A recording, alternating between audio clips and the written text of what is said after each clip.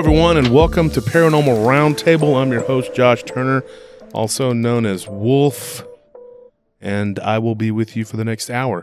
With me is my co-host, the one and only Mushu. Okay, he's going to introduce himself because he's a self-important guy. Anyways, I know you're going to say something rude, so I didn't want to. But we're back. Wow, actually, I was just going to say my esteemed colleague, Tony Long. I don't think you've ever called me that. I was going to, but you destroyed it before I could, so I guess whatever. It's your world. I'm just living in it. My guy who does minimal work on the stories because he doesn't like to read. It hurts his brain. Anthony does a lot of work on the show. Okay, that is the part I was going to say. My esteemed colleague Anthony is with me. I was going to wait my turn to be introduced like a grown adult, like a big boy, unlike our four-eyed friend here. Yes, because Anthony's no longer a four because he had LASIK. Yeah, doesn't help his face any. Oh my gosh, we're not here to cut each other down. We're not here to cause any trouble. We're here to do the Super Bowl shuffle. Now, folks, we're here. Look, hey, a return show. I think that was the best way we could do it. We are here to talk about the paranormal, not cut each other down. We're here to, but we're not here to talk about Tony's messed up face. We're here to have fun. Okay, or his four eyes. But the main thing is we're here to talk about some creepy stuff. Today we have a show, and as the title is Unwelcome Passengers, so you can imagine what we're talking about. Like when I get in the car and I go somewhere and Tony jumps in with me, that's an unwelcome passenger, and it is terrifying, especially if he's driving. But that rarely happens, folks, because like I said, I don't put myself in situations where I don't need to be unnecessarily like in danger, so I don't let him drive when I'm in the vehicle. That just doesn't happen. But anyway, we're here. In that case, he's an unwelcome driver. Unwelcome passenger and driver. Either way, both of y'all are. Anyways, I'm burdened with these people. Folks, this is what we got to do. I got to let you know, Josh Turner at PRTpodcast.com, Josh Turner at PRTpodcast.com. That is my email address. Please send me your stories. I like to read them. Even if I don't use them, I'll read them. And sometimes we'll talk and sometimes we don't use them. But, at least you got it off your chest. Because we can only produce so much per week. Here we are. We're doing it. We're doing these 1 hour audios because everybody wanted them. So by popular demand, we're dropping these. We're gonna be dropping them every Tuesday. Don't forget, Friday is our live stream. We do 2 to 3 hour live stream every Friday at 8:30 p.m. And we always have a guest. We always have a topic, and then we tell some. Always have a good time. Yeah, we have a good time. We tell stories, and then we bring the guests on, and then they tell stories, and they talk about what's going on. We've been doing a lot of work. We've had a really good set of shows recently. Everybody's talking about how much fun they have watching the live streams. Check it out. We always have a few hundred people in the chat. It's a pretty good time. One of the things I was going to say, though, is that these 1 hour shows, this is it. Okay, we're going to drop this on the other platforms, the other 12 platforms, whatever, but that's it. This is it. If you want to listen to these 1 hour shows, you got to go to YouTube. We're not getting paid correctly to do these, so we had to pull them. We came to a decision, ultimately was made by Anthony, which I think was the right decision, to pull them and put them exclusively onto YouTube. Everybody, and I mean everybody that is not listening to the lives, you're missing out. I promise you're missing out. You're missing out on a ton of material. And one of the problems is that every day I wake up, every day, I am not exaggerating. Tony and Anthony can attest to this. We get emails saying, where are you guys at? Where are you guys at? And I'm like, well, we are not on those other platforms. We are on YouTube, and that's where we're at. So if you just go to YouTube, people are like, well, I can't listen to YouTube because I got to do this, I got to do that. You can download it, can't you? Can't you download the episodes? On YouTube, yeah. If you want to download the episodes on YouTube, you'd have to have a YouTube premium subscription. Yeah. Which is only like $12 or something, $13. I don't know. Either way, you can just leave it playing on your phone. I think the thing is that they can't turn their screen off if they don't have a YouTube premium subscription. Yeah. But I don't know, just plug your phone into the charger, make do, figure it out. I don't know. I have a YouTube premium subscription, so I use that, and it comes in handy. And it really does. It saves a lot of time. You can do a lot with that. I just can't stand ads. The ads, yeah. And so that's how that works, folks. And I'm sorry that it is what it is, but that's where we're going to be at. until now. We have been given some sponsorship opportunities, but I'll be real honest with you, we haven't even had time to look at them, and they're not really, so up to this point, not really worth a whole lot of our effort. Well, there's one that's a little bit more fun than it is, monetarily worth it.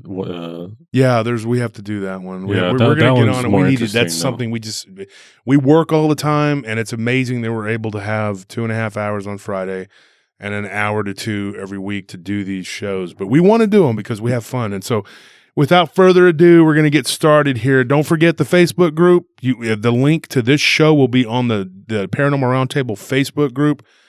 And if you go and you leave a comment on that link to the show, we'll pick somebody from the comments, and you'll win a book, an autographed book from one of many authors. Being said, don't forget about Paranormal Lounge, Inhumanoids with Barton Nunley, Quad Coalition of Sciences, and the International Dogman Project groups. I'm an admin in most of those groups, so you'll check those groups out. So, folks, here we go. We're going to get started here. Did you have something to say, Tony? I was just going to say that's another reason to listen to the live stream, because we do give out a lot of stuff out, and you have a good chance to winning on those, because if you haven't won before, then we usually put you first up to be picked. Yeah, we're using a wheel. We call it the wheel of morality. Anthony came up with it. Yeah. And then also, for those other listeners on those other platforms, I was going to say that, besides all the content of the live shows, you're actually way behind, because we only have it up to 175, and that's not how far we went. Yeah, we're at like 204. So you're missing a lot of content anyways. All the ones I dropped with Barton Nunley. Mm-hmm. Yeah, and the thing is, too, if you go to the live stream, somebody asked me that when they go to YouTube, they said they don't know how to go to the lives. All you got to do is go on there where it says videos.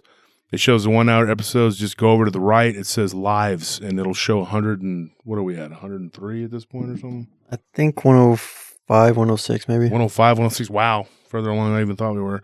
Anyways, there's a ton of material, hours and hours of material and stories, just all kinds of stories. People telling their stories, me telling their stories.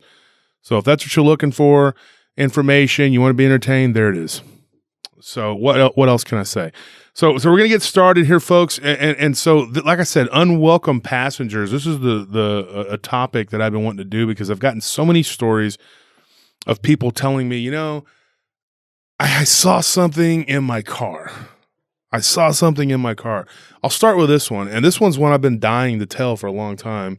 I used to work at a security company, and I've held this one to my chest because I've known the story for a long time. Scorpion, it's something me and him talked about. We had a guy, his last name was Richards, and he worked with us at a security company we used to work at. That company's still around. They're my former employer. I don't know if I should say the name, but anyway, I'm still on good terms with them. The owners, I think, have changed. But years ago, I was a lieutenant for this company. And the only rank that they had above me was captain, and there were 3 guys that were above me. So I was pretty high up there, and I could have become a captain, but I didn't want the responsibility. And I was still working part-time at a nightclub, which I really enjoyed, so I didn't have the time to commit to this job. But there was a guy I was really good friends with, and his name was John, and he was a lieutenant like me. He was a patrol lieutenant, and he died. He died of a heart attack in his truck on the job. That happened years ago, like in the early 2000s, and it was sad. His nickname was JC. Everybody called him JC. He was a heavy-set guy. He was really jovial, and I enjoyed working with him. And whenever I'd see him out and about, he'd always, he was in the area, he'd stop by and say, "Hey, how's it going?" And his best friend was another guy named Rusty, who was the one that actually found him, and it was determined that he had died of a massive heart attack. His truck was idling, and it was on one of the properties that we did security for. And I was sad. I was really sad. Every time I'd go in the office, there was a picture of him with a memorial on there in the office when I go get my check. And there was another guy I worked with named Jermaine that was a good friend of mine, and he had a really spooky encounter in John's former truck. And now it was him and then the field captain, Richards, who both had weird encounters in this guy's truck. I'll start with Jermaine's story. He was actually at a place called, well, I probably shouldn't say the name of that either because I don't know what the ramifications are of saying the names of these properties, but I don't know if there's any rules against it. But anyway, it was a bank building downtown, right behind the entertainment district. And you guys probably know we've parked there multiple times, especially with your stepdad, Tony, when we would go downtown. Yeah. And so it was a bank building with a parking garage. And so he was going through there on the first day after they released the truck. Because, I mean, somebody died in the truck. So there was a few days where they just, it was sat idle. And so when Jermaine went to take the truck out, he heard somebody sneeze. And he was sitting there and he was in the truck. The windows were rolled up and it was a hot summer night. So he was like, it was like, midnight, and there were people going toward the downtown area to go clubbing and doing whatever. And he's like, dude, I heard it in the truck. It wasn't outside the truck. And so me and him were talking, and we went to get our check, and then he heard somebody say, hey.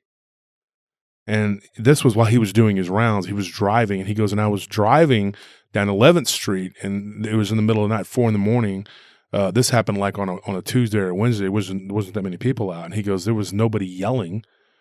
But I heard somebody say, hey. And so he goes, I look over, and for a split second, I thought I saw movement, and I just thought, man, I'm losing my mind. It's 4 a.m. and my shift's over in a couple of hours. Maybe I'm just tired. And so he was telling me this. He says, but there's something about that truck. I don't want to, So as fate would have it, yours truly ended up having to pull a shift. And there were 2 trucks out there in the parking lot, and they had them by numbers. And so they gave me number 12, which was John's truck. And I looked at the key, and I said, I don't want this one. And so I went back in, and because the boss at that time, the field captain, was superstitious, we didn't have a truck 13. We had 14. So I went back in, and I grabbed 14. So I go out there to 14. I go to get in the 14, and 14 won't start. And so I was like... And I'm not joking. When I got out of the truck, I thought I heard somebody say tough break. Huh. And there was nobody in that parking lot. And it's right there. And I'll tell you exactly where the office was. It's right there by that on Lamar, by the used bookstore. That's where the office used to be. And so I got out, and there were 2 security companies in there. So it was kind of confusing. People would say, oh, I came to your building to try to get a job.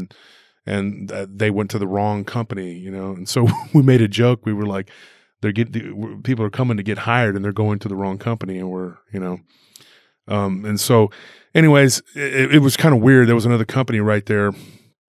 So one of the guards from that other company I made friends with, and he ended up coming to work for us because that company didn't pay them worth of crap.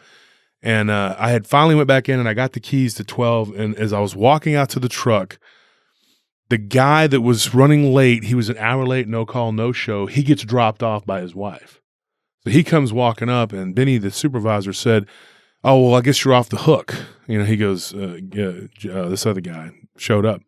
And so I can't remember the guy's name. But anyway, I handed him the keys, and I said, okay, we'll have a good shift, whatever. A couple days later was payday, and I saw Jermaine again, and Jermaine told me a little bit more. He said that he was in the truck sitting there underneath one of the buildings off of Guadalupe, which is downtown Austin, and he said that he heard someone say his name like real quietly, like Jermaine, and he felt like somebody tapped him on his shoulder.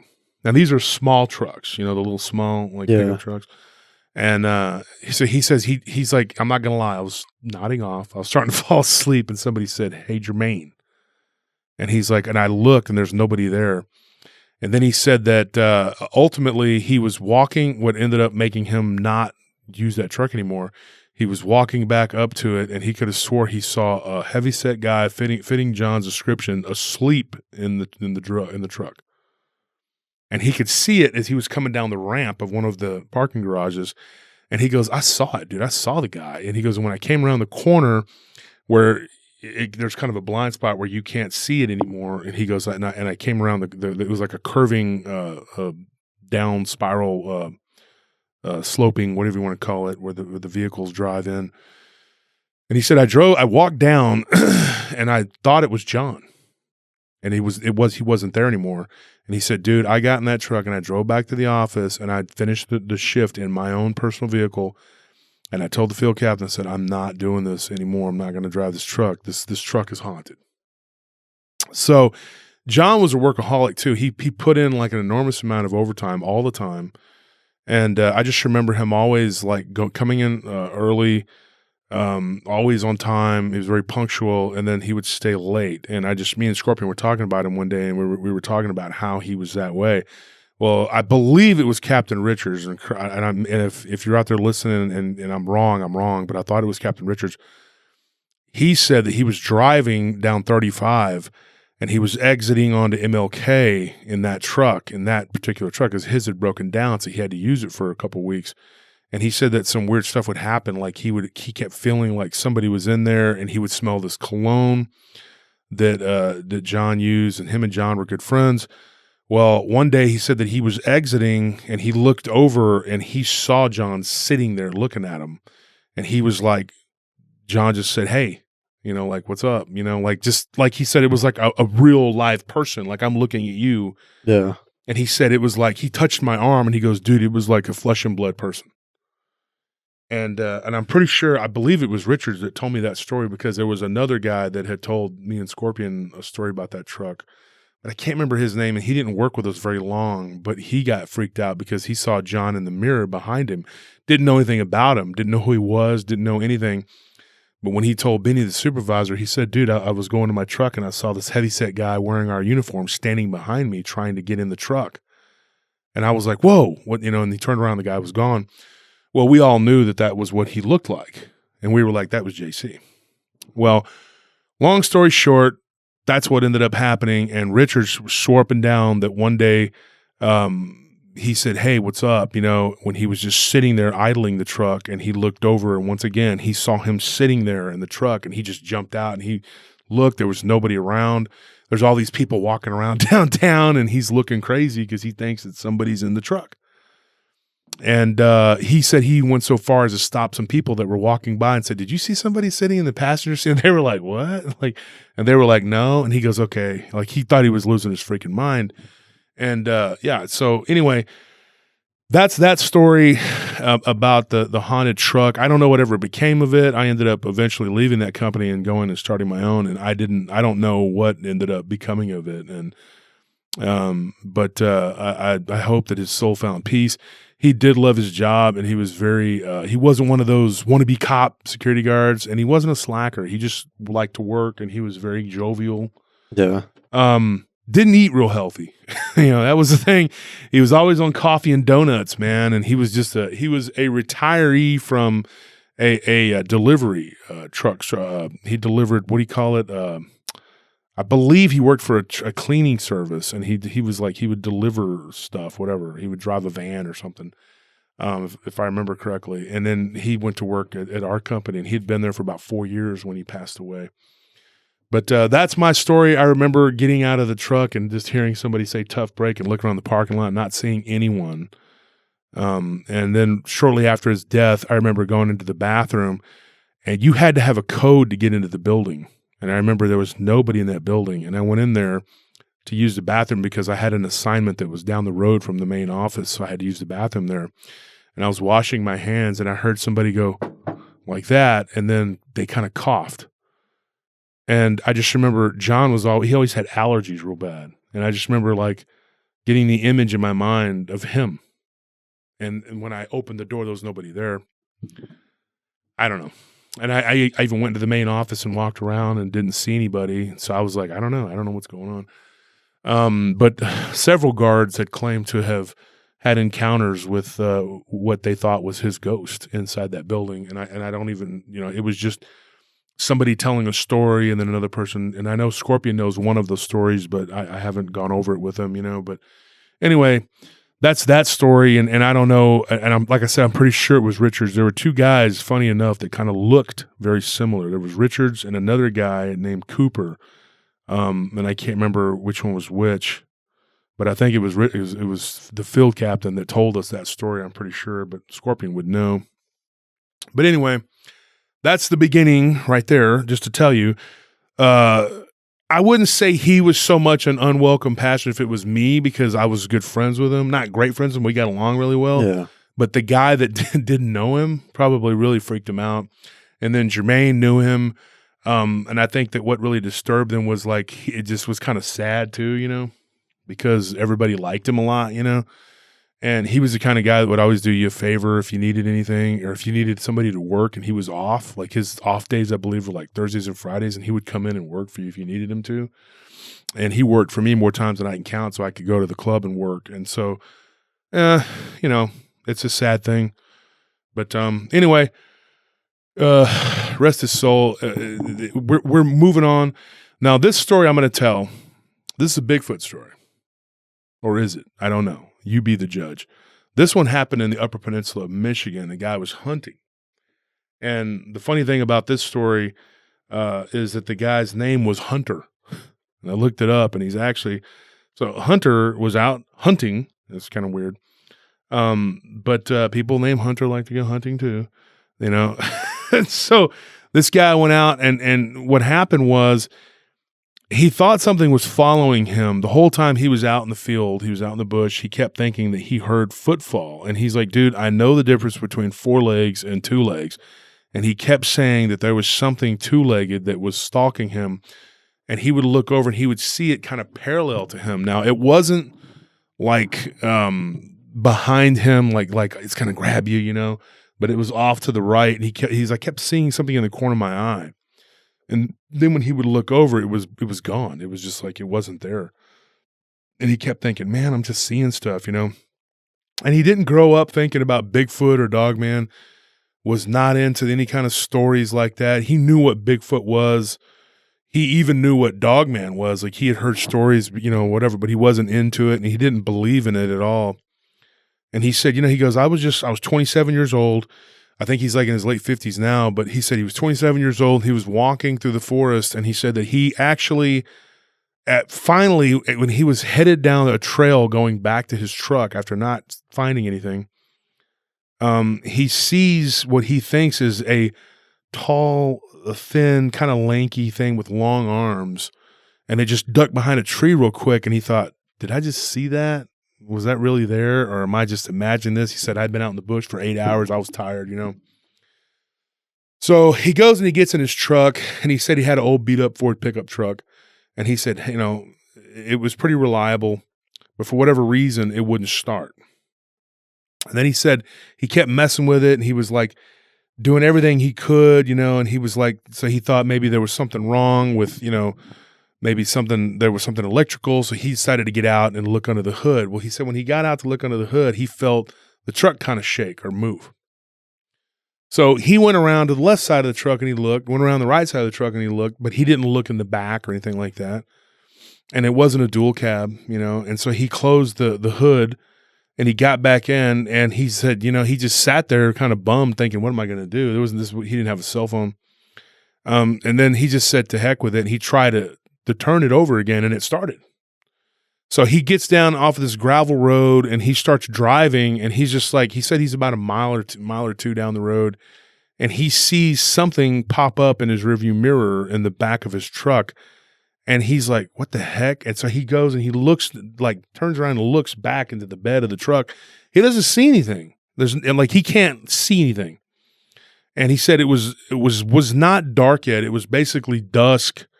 He had been there, you know, for most of the duration of it was daylight, you know, and he said it was getting to be dusk, you know, and he said he would have been able to see something. It wasn't dark yet. And he said that he started driving, and it's just as he was about to get onto the main highway, he sees this thing in the rearview mirror jump out of the back of his truck, and it just kind of was like its arms and legs were straight out, like, you know, like it was doing the splits or something. And it just flew like into the bushes. And he goes, I look and I slammed on my brakes just, you know, instinctively, just like, what was that? You know, to stop and see what it was. He goes, I look in the back of the truck, there's nothing there. He goes, but I know what I saw. Like I saw this thing. I saw it in the rearview mirror, and then I saw it in the passenger mirror. And he goes, it jumped in a weird way. And he said it was very ape-like. And he said that it looked just like that thing that he had seen that was walking parallel to him in the woods. The weird thing was, though, that he's like, if you were to look in my truck and to the back of the bed, he goes, this is what he told me. He said, you could see if there was something back there, and there was nothing back there. So what the heck was that jumped out of his truck? It's bizarre. Yeah. And he said it wasn't debris. He goes, there was some junk back there, you know. He goes, but there was nothing that flew out like that. He said it was fuzzy, reddish brown hair. He did say that. And it just looked weird. He said that what he saw in the woods, the arms were all the way down to its knees. It just had these really long arms, and it was hunched over. How does something like that sneak into the back of your truck? Yeah. It had to have happened to me when he was looking under the hood. It hitched a ride at that point. I think so too, but I was just curious about, is that a Bigfoot? Because like when you first described that, I thought maybe it might have been like a mid-transformation rake maybe, or mid or like not with that fur though. Yeah, that's what turned me away from it. But then I was trying to think, like, I don't know if these are really the typical signs you'd hear from a Bigfoot, besides it just kind of being ape-like.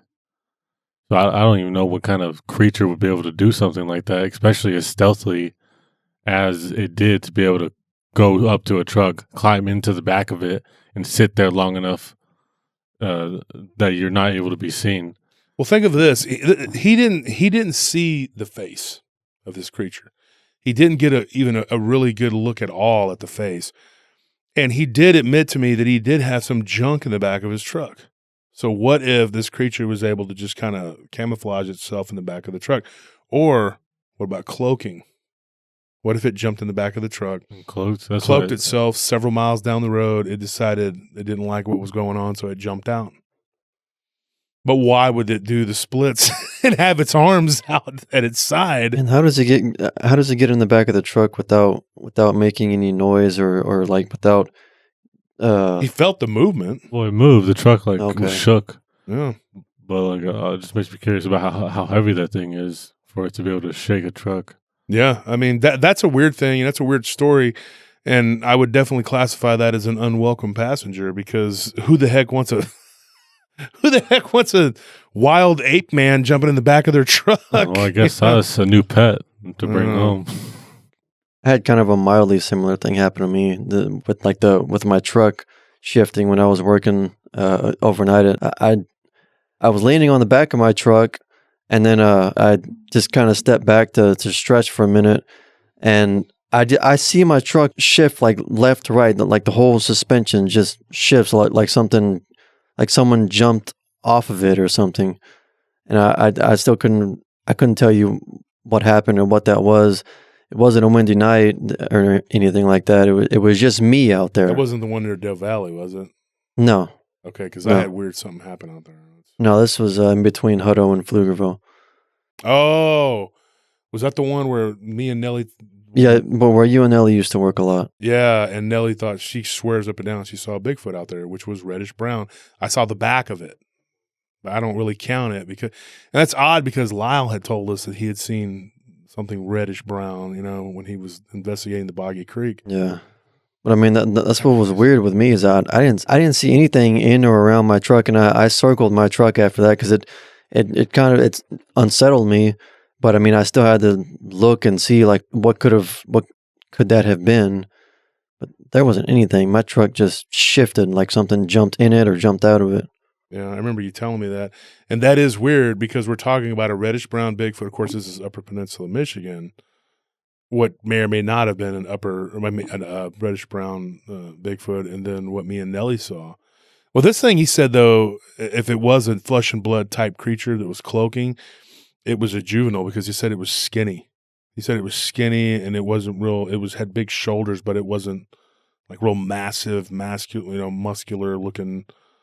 That's weird. That's a weird coincidence. And this is the story that Nellie told me to tell, which I may have already told this on the live stream, but I'm pretty sure I never told this on any of the 1 hour shows. I was working at Travis House, which doesn't exist anymore. It's now being turned into high rise like everything else. And I was sitting out in front of the property, and I know you guys have heard this, and something fell into the back of my truck like a body, like somebody had jumped. And I honest to goodness thought when I felt this, there was a guy that was doing the power walking every morning. It was about 5:30, and he would walk by like clockwork every morning. And then there was another older Hispanic gentleman that would sit at the bus stop every morning. And I got to know them actually, because they were there every morning. And the Hispanic guy, sometimes in the morning, he'd walk over to me and he'd give me a kolache. And we would talk a little bit, and then he'd go back to the bus stop. And then we became like a habit because I worked 5 days a week there and then 2 nights at the club. I was there Monday through Thursday, or Sunday through Thursday. And then Friday and Saturday I was at the club. And then I eventually quit working that site and started doing a bodyguard gig, and then Scorpion went back to work it. But that particular site had a lot of weird stuff happen. And me and another guard named Rusty had cleared that building one time when we saw somebody run in there, and we cleared it, and there was no way to exit, and we couldn't find the person. So it was a weird place. I like to stay out of the building, period. It was just, and there was a lot of places where somebody could ambush you. And there were some volatile homeless people that would stay there. When I had an altercation with one, Scorpion had an altercation with one, and I had some weird stuff happen. So I was sitting out in front of that building at 5:30 in the morning. Guy walked by doing the walking thing. The other guy was sitting at the bus stop. I waved at him. I got in my truck. My shift was about to end. I was writing because back then, you know how we do our reports on the computer. Mm-hmm. We had to write everything out, you know. I remember. And my handwriting was terrible, so I had to print. So it took me forever because all my fingers been broken. So I'm sitting there writing everything out, you know, and I'm finishing up my report, and I'm like, thank goodness I'm about to be off. And I just hear, boosh, like a ton of bricks. Like it was like somebody had thrown a very heavy person into the back of my truck, and it was loud. And my truck went whoosh, like it touched the tires, you know, the back of the bed. And I bounced back up, and I was like, what the heck just happened? And so I got out of the truck, and the guys across the street, one of them was doing his walk, and he turned around, and he came walking back, you know, and he was like, is everything okay? And the guy across the street had come walking over, both of them, and I thought I was going to find something in the back of my truck that either somebody had jumped from the top of the building or somebody had fallen. Or Right. maybe one of the homeless people was up there and I didn't catch them, and they threw like something down into the bed of my truck, which I thought was more plausible. Maybe they dropped something, or they were being malevolent, mischievous, whatever. So I go and look in the back of my truck. There's nothing there. And just for safe measure, like I opened the tailgate and I got in and I kind of walked around. There was nothing in the back of my truck. Did you notice any damage? There was nothing. Absolutely nothing. I mean, it was so weird. I will never forget that. It was just like an explosion, and it just fell in the back of my truck. The guy that was across the street did say that there was a homeless dude about a year or so before had fallen from the top, like right there near where my truck was parked.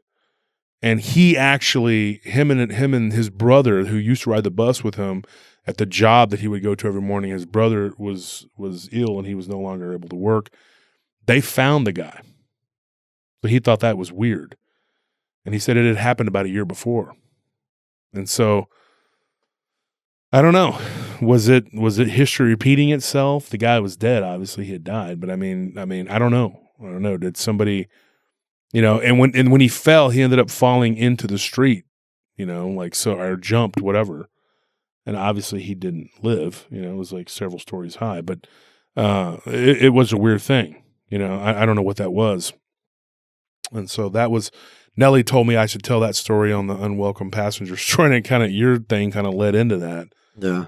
But yeah, that place where you were at, that was some weird. Me and Nellie had some weird stuff, but that's not on topic here. But yeah, I remember that area. Now that we you're had some talking weird about it. stuff happen there. I know Zane did too. Yeah. Zane said he felt like something pushed him from behind in one of the buildings. But moving on here, so this one was a farmer. This one happened out in near Elgin. Y'all know where Elgin's at out here. It's not far from Austin. Yeah. It's right outside. It's in between here, my hometown, Taylor and Elgin and Austin kind of make a triangle. But it's off of 290. Anyway, this one happened on the other side of Elgin. This guy he was farming, and it wasn't his family's property. It was adjacent to an old farmhouse. It was supposedly haunted. And some family friends told us this story. And I was able to track down the guy who told the story, and it happened. He was working for his grandfather, and the people that lived in the farmhouse, they were actually friends of my dad's, And they originally told us this story, and I remember hearing it when I was younger. This happened years ago, and I tracked him down, and I asked the guy to tell me the story, and he did. And so I've been keeping this one for a while, waiting for us to do an episode of this. And it's pretty creepy. Like, he was farming, and he actually unearthed an object, and he saw it go flying across the field. So he stops. He was plowing. He gets out and he goes and he checks to see what it is, and it's a scythe. And everybody doesn't know what a scythe is. It's what the Grim Reaper uses to kill you. No, it's actually. I was going to say beforehand, it's normally a farmer's tool. There's the hand scythe, but I'm thinking you're talking about the bigger one. Yeah, it was a bigger one, and it had the one with the little handle on it and everything. But this one was broken. It was like in the middle of it. The pole of it was broken, so it was like half of that. So that's usually used to cut wheat and other. To do all that. So, I mean, it's an archaic tool that you don't need anymore. But I mean, at one time they did use it, and so it was basically used as a farm tool, whatever, and it could be used as a weapon. Many a revolt featured the scythe as part of the repertoire of the farmers' revolts. Many farmer weapons turn into weapons. I mean, many farmer tools turn into weapons. Many farmers' weapons turn into weapons. Like, I know ninjas use a lot of farmer tools as weapons. Well, actually, the scythe was one of them that they turned into, as a weapon, because, that was what they do. They would actually disguise themselves, and that's how it started, because they didn't want their face to be seen when they would rise up against their, the shoguns and the daimyos and whatever. We're not going to get into the history of feudal Japan. Look, the point is that this scythe, he uncovered it, and he found that it was pretty intact, and he thought, this is pretty cool. His wife liked to collect old, antique items. He'd unearthed things before, so he thought nothing of it. He took it and he put it in the tractor, and when he got back to his vehicle, he threw it in the back of the truck.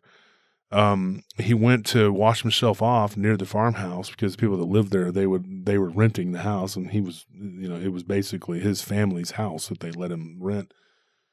And so he went to the farmhouse and talked to the couple that lived there for a little bit, and he rinsed off outside because he was really dirty. He said, I was a mess. And so I got in the truck and I was getting ready to leave, and he goes, and I hear this weird kind of a grunt, and he was like, I didn't know what it was, but it sounded like a man kind of clearing his throat, but kind of groaning at the same time.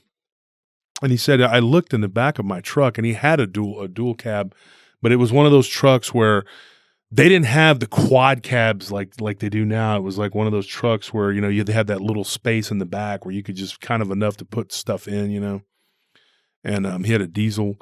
And so he was driving down this long dirt gravel road to get back to the main county road, and he was going to finish doing the plowing the next day. And he gets not even to the end of that driveway, and he sees this movement in the corner of his eye, and he looks up in the rearview mirror, and he sees a man. And this man was like long, scraggly hair with a long, unshaven face, and he looked dirty and disheveled, and his eyes were bulging out of his head. And he said the dude's mouth was moving, but there were no words coming out. And he goes, I blinked my eyes, I opened them, and he was gone. Then he goes, I just slammed on the brakes, and I jumped out of my truck. And he said, when I did, I look in the back of my truck, and there's the guy. He's in the back of my truck, standing in the bed of my truck, and he's wielding this scythe, and he's swinging it back and forth, back and forth. And I was like, I asked him, I said, was he was trying to kill you? He goes, no, he wasn't trying to kill me. He wasn't trying to hit me. He was just swinging it back and forth. And he goes, and then he looks up from what he was doing, and like he yells, he screams really loud at me. And I just hear this like man, like he's in pain. And he said that there was like blood and like water coming from his eyes. Like in one corner of his eyes, you could see just like tears or something. And then there was like blood coming from the inside of his eyes. And he said it was just insane looking. He goes, I freaked out, started running. He said, I ran away from my truck. And then I thought, he goes, at that point, I'm holding my pistol in my hand. And I was too terrified to even try to shoot, because I knew this wasn't a person. This was some kind of phantom or something. He said when he was looking at it, the scythe didn't even look like what it was. It looked like it was perfectly intact. Like stored. It was perfectly, and he just thought this is, a ghost or something. And so he takes off running down the road, and then he turns around and he's like, I got this gun. You know, maybe it's a person that's just messing with me. I don't know how it got in that back part of my truck and then got out and then got in the back of the truck, but I'm going to get to the bottom of this, you know. So he starts walking back to the truck and he goes and he looks under the truck. He looks around the truck, back truck, everywhere. Doesn't see any signs of this guy. So he gets the scythe, which he had stuck in that back small part of the back of the truck, and he takes it and he puts it in the seat. And he drives down to the county road, and as soon as he gets a few, miles down the road or whatever, he just throws it out of the window. And he said that was the end of it. I threw it out into the ditch. Next day, he goes back, and he tells the people that live there, he's like, yeah, I uncovered this scythe or whatever. Well, the people that live there, the Lemkes, actually, their last names, and they told him that they actually were out there messing around one time and under one of the old oak trees there's always these clearings, you know how it is out there, and there's like these rows of trees, you know, kind of like Taylor, you know, there's farmland, but then there'll be these big little forested areas all around the plots of land, and they were underneath a big oak tree, and they unearthed a jar of marbles. And the wife of Mrs. Lemke said that they had unearthed a jar of marbles and they had taken it into their house. And the next day, 4 of the windows were blown outward. Like they all just exploded in the middle of the night. And the only thing they could think of that they had done differently was that they had taken that jar of marbles inside and they heard like a child screaming. So they took the marbles and they took it back to that oak tree and they reburied it. And so he told them where he threw the scythe. Well, here's a weird thing. That's not weird enough, but this is weird too. Mrs. Lemke was driving down the road and she was confronted by what looked like a man running alongside her vehicle, wielding a scythe and wearing overalls and looking like he was from the olden times, you know, like he was wearing like these old timey looking clothes, you know. And she said he was running alongside her vehicle, and same thing. His eyes were like red. She couldn't tell if it was blood or not because it was, you know, dark. And she just saw him. And she was like, the next day, her and her husband's brother went out there and they drove along that county road and they found that scythe and they took it and they buried it by the oak tree. And then that was it. Nobody had any more weird encounters. Now, the history could have been anything. I mean, I don't know who these people were, you know, or why this child buried their marbles by the oak tree. And I don't know anything about why the scythe was in the middle of the field broken like that. And why it had never been uncovered before. He said he'd been plowing that land for 6 years. You think it was buried and just slowly rose Or 16 years, I'm sorry. Do you think it was buried and just slowly rose up? Maybe buried and it just came up. I don't know. I mean, who the heck knows? When he was swinging the scythe in the back, did it damage the truck at all? No damage. I asked that question. Well, at least he had the decency not to damage people's property, unlike that screaming kid. Oh, yeah. The windows were blown out because he stole some marbles. Now, folks, that's not like, you know, like nowadays, you know, that's like stealing somebody's Pokemon cards. Like kids like, you got my, you know, Charizard or something, whatever, you know, because back then marbles were a big deal. And this was one of those big jars, you know, those big ball jars. And it was one of those big ones, the blue jars, you know. I would say probably turn of the century, you know, like early 1900s, of the turn of the 20th century. And they were marbles, you know, and there was like, you know, probably 50 marbles in there. And so she said it was one of those big blue ones, you know, and they couldn't even open it. Like they tried opening it. So they just set it on the counter and like, we'll mess with it tomorrow. You know, the marbles are really pretty. And it was somebody's humongous marble collection. So, it's like taking some kids, you know, Pokemon cards or something. So he got upset. Not a reason to break someone's windows. Maybe if that kid had discipline, you know, he wouldn't break people's windows for taking it's surprising. He's like a millennial, isn't he? But anyway, exactly. Yeah, it's crazy to think about. I don't know. I mean, maybe these people were like the Chainsaw Massacre family. I have no idea. I don't know who they are, what they were, why that would happen, but it did. Well, if I had to guess, I'm guessing one was a farmer. Man, you are. Oh, insightful. You're on fire tonight. I think that's the scariest part is how insightful. Yeah. Okay. I don't want to take the weather liberties outside here is with weather. your story, but Yeah. You got to say it in Batman's voice. I think one of them was a farmer, and we need to beat him into oblivion. Mm-hmm. He'll never swing a scythe again. Okay. Well, you're a big Batman guy, so I figured I'd throw that one for you. He didn't damage any property. Oh my gosh, dude. We've already been over this. I don't think he created a crime. I don't think Batman What is wrong really with this kid? Batman doesn't care. He beats you up for jaywalking, dude. Come on. So anyways, we got big. So we covered the hunter story, and then we covered the story in Elgin. So here, this one happened in South Carolina. I'll go to that one. This one was pretty crazy. Now, what happened with this one? The guy was driving from Fort Lauderdale, Florida, and he was heading up to Pennsylvania to see his sister, but his half brother, lived in South Carolina. In Columbia. So he was going to stop off there, and they were going to go and, hang out for a couple days, whatever. So he was going to try and drive all the way through. And I believe it's like a 9-hour drive, right? And so he ended up getting really tired about 6 hours in straight driving.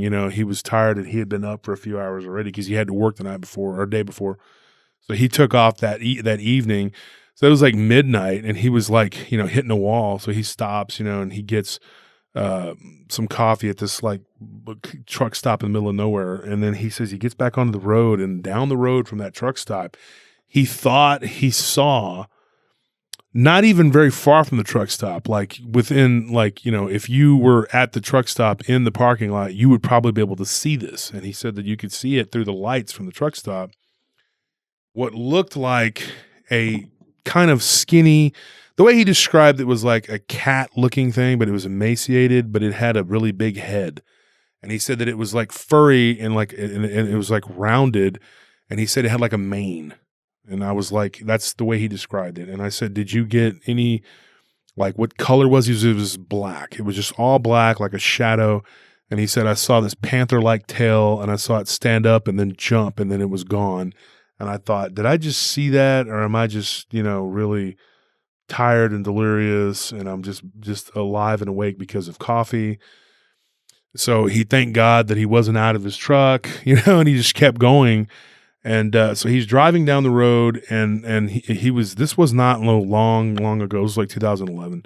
And he said that he was in his truck, and this thing was in the back seat. All of a sudden, he sees it in the back seat of his truck.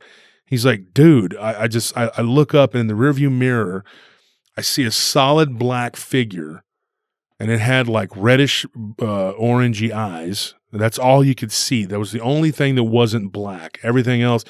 But he said you could make out the outline of it. It had like a mane, like a lion, and you could see kind of a bulge, like where it would be like a muzzle. And then he said that he looked down and he saw like this hand, or what at first that was the first thing he saw actually, was this hand-like thing that almost, at first he thought it was a spider. And that's when he looked up and saw it in the mirror. But he said it was on his shoulder, dude. And it didn't grab him and like jerk him, trying to make him wreck. It just touched him. Yeah, I just placed it there. And he looked down and he goes, and I saw this black fingers. And he said if you took like a person with really bony hands and put like a black velvet glove on it, there was no like definition or anything. And you could see where it had like claws though, where it came to like a point, and it was on his shoulder. And he said, dude, I screamed, and then I swerved, and I went off the road, then got back on the road.